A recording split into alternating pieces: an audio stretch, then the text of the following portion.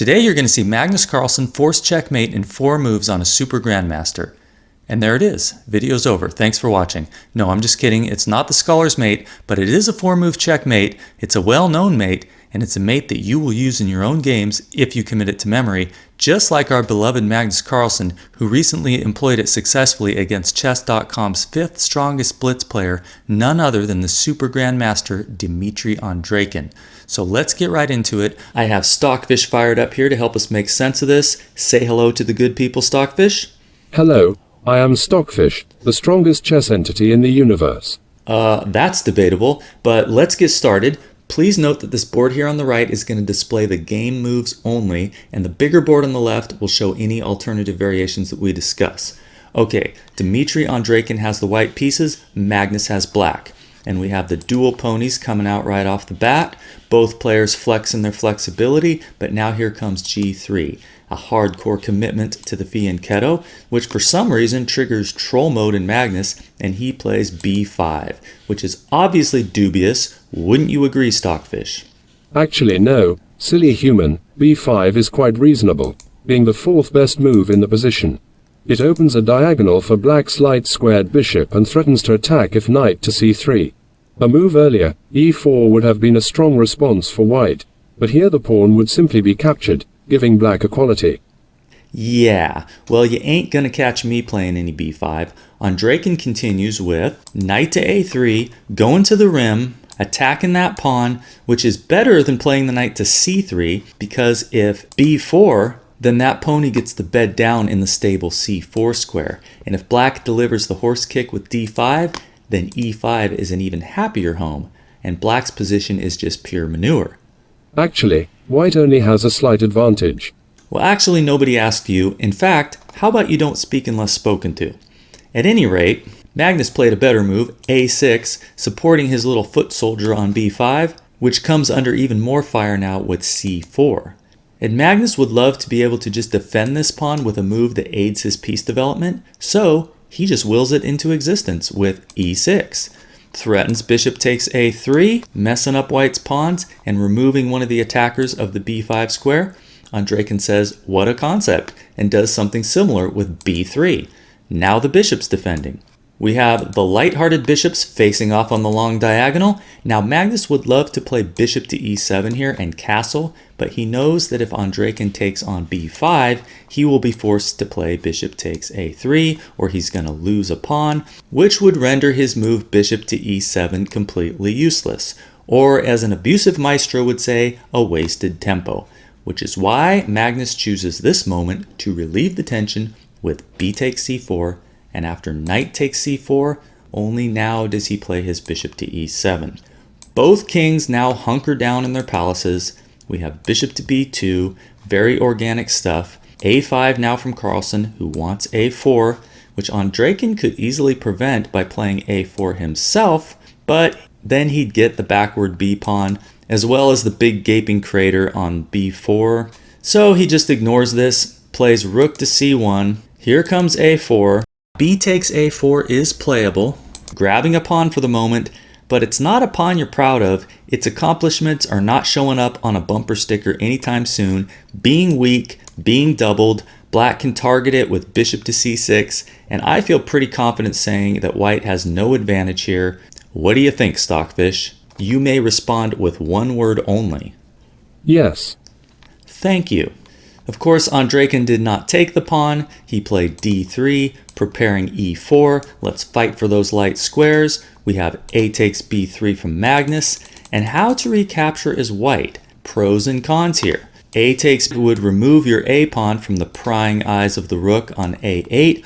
On the other hand, queen takes b3, the move played in the game, does come with an attack on the bishop, and your a pawn gets to keep its proud status of being a passed pawn, which initiates that age-old question, is the passed pawn more of a threat or a liability? Magnus steps in to answer that question right away with bishop to c6, and after e4, that bishop sets up shop on a4, blockading the a pawn, hitting the queen, which slides over to c3, hooking up the queen and bishop battery to the g7 terminal, but Magnus just cuts the power with knight to c6, and this move carries a huge threat. Can you see what it is? In 3, 2, 1. Black is now threatening to trap the white queen with bishop to b4. And Andreikin finds a nice defense with knight f to e5, giving his queen no additional squares, yet nevertheless defending, since bishop to b4 can now be met with knight takes c6, with a counterattack on the black queen. So we have knight to b4 from Magnus, going after the a2 pawn instead, which will not be saved. And if you're like me and wondering what's wrong with just putting the rook back to a1, well, you want to tell him, Stockfish? Certainly. I enjoy providing simple two-move refutations to your silly human plans. Black will play knight to c2, attacking the rook on a1, and if it moves, then bishop to b4 will trap and win the white queen. Very nice, but I could have found that. Andreikin apparently saw it and played queen to d2. His a-pawn falls, his rook on c1 is under attack, it goes back to a1, hitting the knight, so the knight goes back to b4. At which point Magnus Carlsen has the advantage, being a full pawn up, and it looks like Stockfish has something to say. You're raising your hand, which is kind of weird because you're supposed to be a fish. What do you want? I would like to inform your audience that your evaluation is incorrect. The position is virtually equal since white is compensated by his better piece development and coordination. With best play, the game continues as follows: bishop to c3, attacking the knight, knight to c6, d4, preparing to expand further with d5, bishop to b5, pinning the c4 knight to the rook. Okay, I'm going to go ahead and stop you right there, and we're just going to take your word for it that the position is equal, and we're going to get back to the game. Back to human reality, where Andreikin plays a nice standard-looking pawn thrust with the move f4, looking to... Okay, I just noticed that Stockfish is kind of freaking out here, really wants to chime in. Apparently this move f4 was a big blunder, but I don't think we really need your input on this one, bro, because I think it will be pretty clear before too long. I'll just give you guys the condensed version. f4 is just too slow and too weak. It opens a diagonal to the white king, and doesn't put any real pressure on black, which you kinda gotta do if you're down a pawn.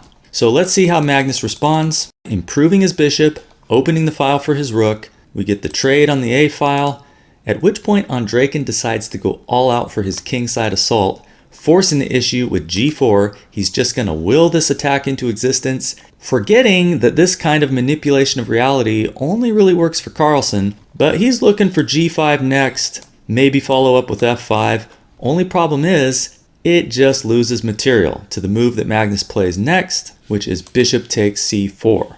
And if you take with the pawn, then knight takes e4 picks up the e-pawn, the knight's defended by the queen. It's pinned to the queen, but white can't win it because black has just too many defensive options like d5, queen to a7 with check, depending on what white plays. So white is just lost here. Right, Stockfish? Of course. This is so elementary. I'm bored. Well, no one cares. This line is not what was played in the game, though. Andreikin instead went with knight takes c4, which removes defense from and therefore loses the g-pawn. We have knight takes g4. Did Andreikin intentionally give away this pawn? I don't know, but now a full 2 pawns down, he pushes forward with f5. And remember how I mentioned that open diagonal to the white king? Well, Magnus hones in on that right away, delivering the check with his queen. He smells blood in the water, and he feels that he'll be able to make something nasty happen with the help of this knight on g4. But after king to h1, the f2 square is adequately defended for the moment, so what are you going to do here as black? Well, apparently it's a tough question because the world's #1 player got it wrong and played an inaccurate move. But before I show you that, and against my better judgment, I'm going to call on Stockfish one more time to show us the strongest continuation for black in this position. Stockfish, that's your cue. Stockfish! My apologies. I was just playing some bullet chess with Komodo Dragon. In this position, black should play knight takes d3, and after queen takes d3, knight to f2 check, forking white's king and queen. After rook takes f2 and queen takes f2, black has 2 pawns worth of extra material and should win easily. The move played by black in the game, d5, is an error as it allows white to escape defeat with e takes d5, and if black recaptures with e takes d5, then queen to e2 is a double attack of the bishop on e7 and the knight on g4. Black can capture the knight on c4, after which queen takes g4 threatens checkmate on g7. Black must play f6. White then captures the pawn on c4 with check. In this position, white now has a material deficit of only one pawn, with active pieces and a safe king. This endgame is a draw. Now may I get back to my bullet chess? That's fine. I think I can take it from here. In the game, Andreikin did not find the equalizing move e takes d5, but instead leaves his knight on c4 just hanging with queen to f4, which does counterattack the knight on g4. Only problem is you've taken protection off of d3 by moving your queen. Magnus simply defends the knight with h5 and is now still hitting the knight on c4 as well as the d3 pawn. Andreikin tries e takes d5, but it's no longer working because here comes knight takes d3, hitting the white queen and creating a big problem on f2.